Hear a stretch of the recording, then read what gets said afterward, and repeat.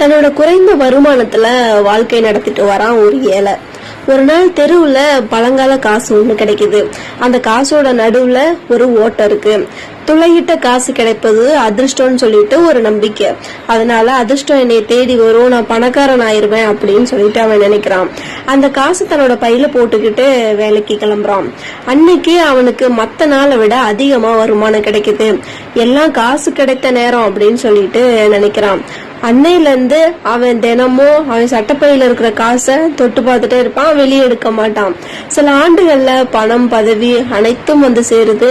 பல வருடங்களுக்கு பிறகு ஒரு நாள் தன்னோட மனைவியிடம் அந்த காசை நான் பார்க்கணும், அந்த பையில வந்து எடுத்துட்டு வா அப்படின்னு சொல்லிட்டு சொல்றாரு.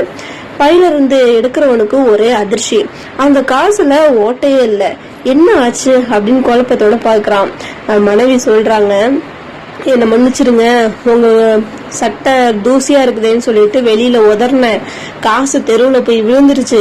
எவ்வளவோ தேடியும் கிடைக்கல. நான் தான் வேற காசை போட்டு வச்சேன், நீங்க திட்டுவீங்களோன்னு அப்படின்னு சொல்லிட்டு சொல்றான். இது எப்ப நடந்தது அப்படின்னு கேக்குறாரு. அந்த காசு கிடைத்த மறுநாளே அப்படின்னு சொல்லிட்டு அவங்க சொல்றாங்க. அமைதியாக சிந்திக்கிறான். உண்மையில அதிர்ஷ்டத்தை கொடுத்தது அந்த நாணயம் இல்ல, அவங்களோட நம்பிக்கை தான்.